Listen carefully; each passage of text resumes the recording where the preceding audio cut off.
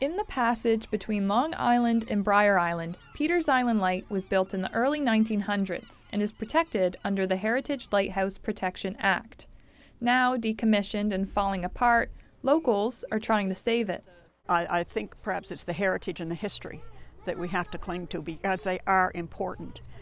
We can't, as a country, let our heritage go. Moore, who's lived in Westport all her life, helped form the group Save an Island Lighthouse in 2015. Since then, volunteers have been busy fundraising money to help with repairs. These are the magnets that we're selling, and all the proceeds go to the sale too.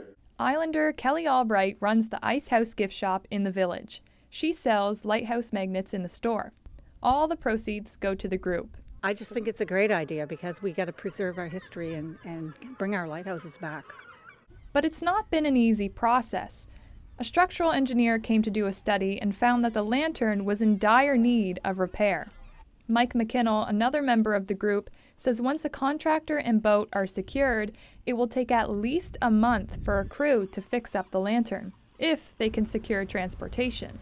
The island is owned by the Nova Scotia Nature Trust, who initially didn't want the group to work on the land. They didn't want us to disturb the gulls during nesting season.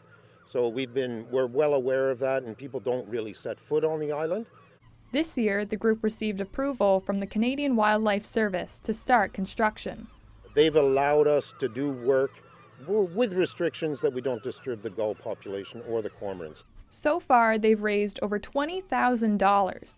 The municipality of Digby, who owns all 3 lighthouses on the island, was granted $225,000 from the federal government. The group hopes that the municipality will help contribute a third of the cost to the project when it's finalized. Well, the money that we've been granted by the government has to last forever to preserve the lighthouses.